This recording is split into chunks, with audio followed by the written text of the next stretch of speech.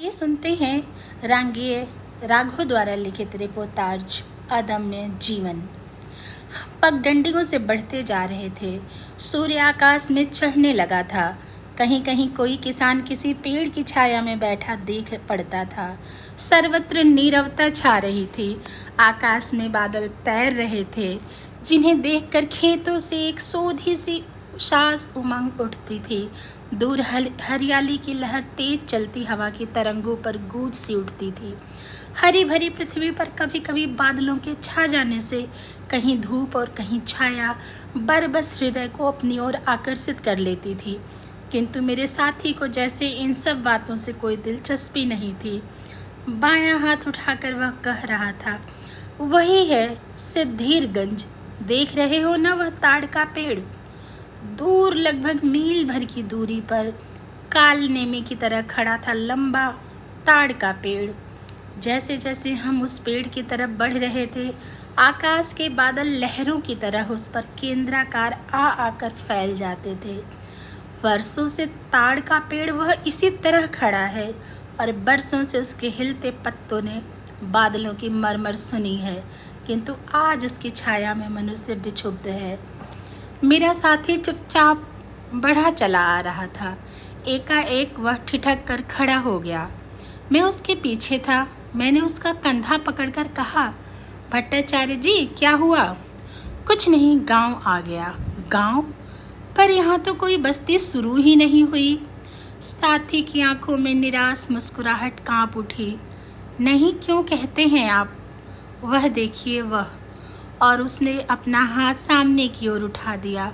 मिट्टी का एक छोटा सा ढोह घास में से अपना अनगढ़ सिर निकाले चुपचाप पड़ा था। मैं समझ नहीं सका कि क्या यही गांव है। मैंने कहा, यह तो मिट्टी का एक ढोह मात्र है। इस गांव की यही तारीफ है। आदमी मिलने से पहले यहाँ कब्रें शुरू हो जाती हैं। मैंने देखा, वह सचमुच कब्र थी। कच्ची मिट्टी, सिर पर कोई साया नहीं, चारों तरफ कोई घेरा नहीं। हम लोग बढ़ चले। प्रतीक्षा किसी नीरवता में प्रायः हर 5-10 कदम पर एक एक कब्र थी। मेरा हृदय कांप उठा।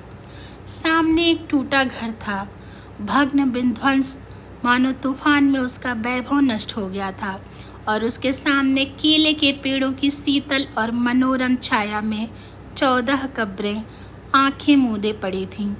एक लड़का जो वहीं बैठा एक आम की गुठली का सब कुछ खा जाने में लगा था, अपने आप चिल्ला उठा, बाबू, एक एक में 2-2 3-3 हैं, एक में 2-2 3-3। और वह फिर गुठली को मुंह मारने लगा। भट्टाचार्य जी पेड़ों की घनी छाया में एक पेड़ से सटकर खड़े विश्राम कर रहे थे। वे कहने लगे, बाहर से तुम्हारी तरह ही बहुत से लोग आते हैं।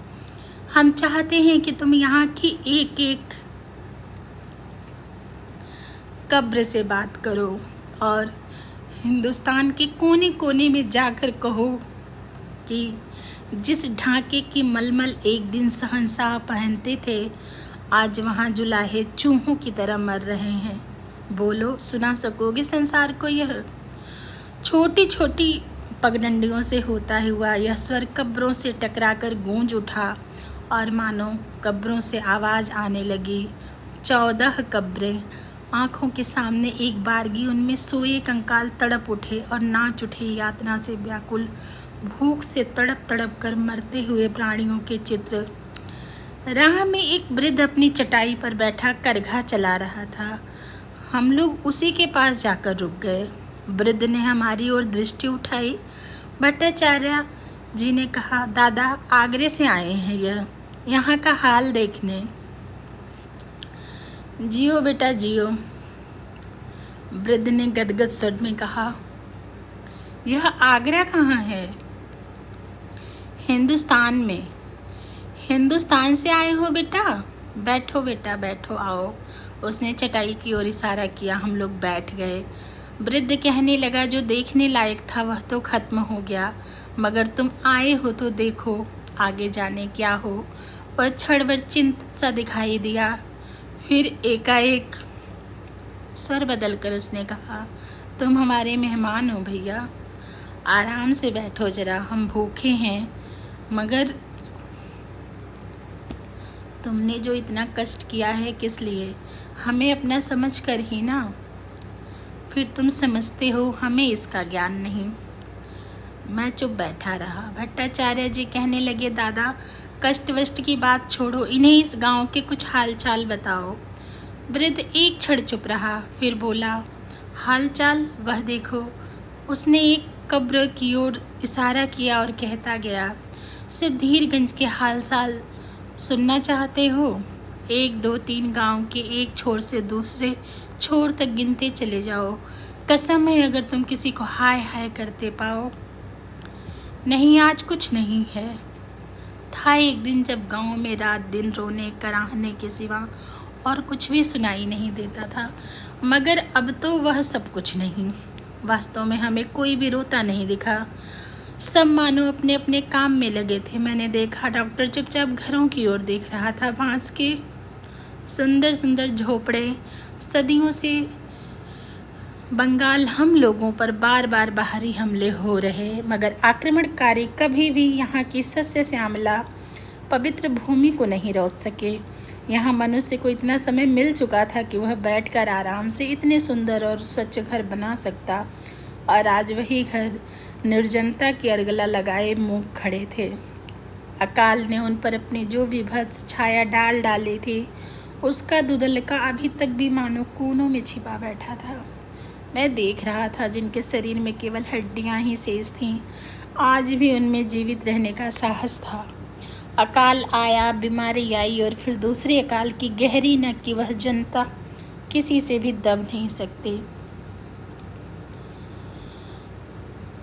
अकाल आया, बीमारी आई, और फिर दूसरे अकाल की गहरी आंधी भी क्षितिज पर सिर उठाने लगी है, किंतु अविचलित है यह। किस लिए?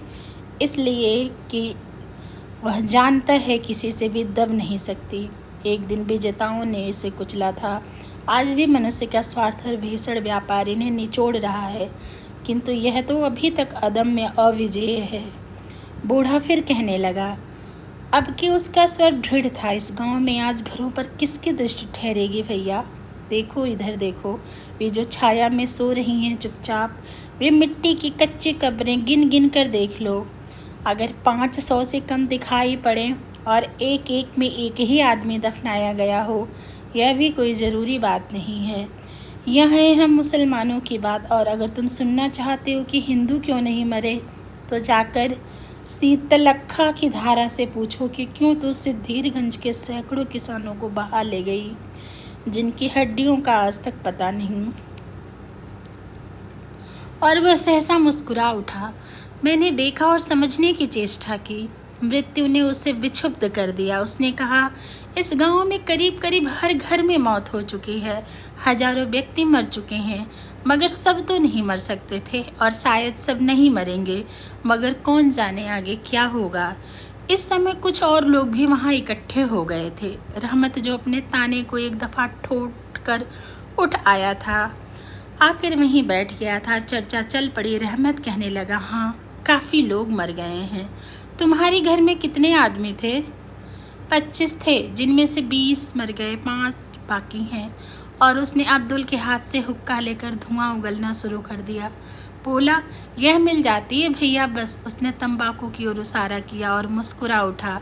पहले वृद्ध की तरह वह क्षुब्ध आकृति अब कुछ दीन सी हो गई थी, मानो पहले जो व्यक्तिगत दुख सजीव होकर चारों ओर हाहाकार कर उठा था, अब सामूहिक रूप से केवल साधारण सा होकर चक्कर काटने लगा है। कुछ देर बाद रहमत ने एक लंबी सांस छोड़ी और फिर गंभीर भाव से कहा, आने दो, जो कुछ आएगा उसे झेलेंगे। पगडंडी पर मरियल भूखमरे कुत्ते भूंक उठे, मानो रहमत की बात को समझकर उन्होंने उसका समर्थन किया। रहमत ने फिर कहा, उन दिनों 30-40 आदमी रोज मरते थे। अकाल तो खत्म हो गया, मगर बीमारियों ने जो पकड़ा तो उनसे अभी तक गला नहीं छूटा। डॉक्टर ने पूछा, क्या क्या बीमारियां हैं यहाँ? रहमत बिना सोचे ही रटी हुई सी बात बतला गया, मलेरिया, बसंत, चेचक और चर्म रोग। मैंने चारों ओर दृष्टि उठाकर देखा, लोगों के गालों की हड्डियां उभर आई थीं, आंखों में सूजी सी ललाई छा रही थी। किसी किसी के गले में सूजन थी। उन्हें लक्ष्य कर डॉक्टर ने मुझसे कहा, करीब करीब या सभी तो मलेरिया के शिकार रह चुके हैं या अब भी मलेरिया ग्रस्त हैं। एक चंचल लड़का कहने लगा, आपको अकाल की बात कुछ नहीं मालूम? यहाँ चावल किसी भी दाम पर नहीं मिलता था। 350 आदमी तो इस गांव को छोड़ गए, भूखमरे नहीं तो। और उनकी झकारती हंसी एक बार की ठिठुरसी सी फैल गई।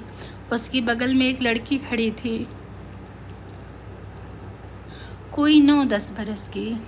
यह बीच में ही बोल उठी, भूल गया ना कि अभी भी कई भूखमरे हैं जो यहाँ लंगर खाने में खा रहे हैं। सहसा रहमत ने कहा, अब्दुल रहमान आओ इधर बैठो। अब्दुल रहमान आया ही था कि एक आदमी उठ उठा। इसके घर में 16 आदमी थे, जिनमें से यह अकेला बच्चा है। अब्दुल रहमान की निराश नैनों से हमारी ओर देखकर कहा, क्या बताऊं बाबू, अफसोस सिर्फ यह है कि अब घर भी नहीं रहा।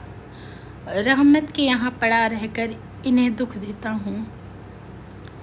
रहमत हंस पड़ा। वह बोला, क्या बात कहते हो अब्दुल रहमान, तुम तो एक आए हो। मगर और जो 19 की जगह बाकी है। और सब हंस पड़े। इतने में सामने से घूंघट काढ़े एक स्त्री निकली। हठात पूछ बैठा, रहमत क्या तुम्हारे गांव में स्त्रियों को अपनी इज्जत बेचने पर भी उतारू होना पड़ा था? रहमत के मुंह पर एक काली छाया फैल उठी। उसने पल भर कुछ नहीं कहा, फिर गंभीर स्वर में कुछ बोलकर सोच कर बोला, बाबू बात तो बुरी है मगर है सच। कुछ थी ऐसी, मगर बुरा कहकर भी कितनी बुरी थी वे मैं नहीं जानता। कुछ कहते हैं कि जैसे इतने मरे वे भी मर जाती तो हर्ज ही क्या था, पर मैं सोचता हूँ मर जाना क्या सहज है? कोई क्या अपने आप मर जाना चाहता है? खैर जाने दीजिए, इस बात को जाने ही दीजिए।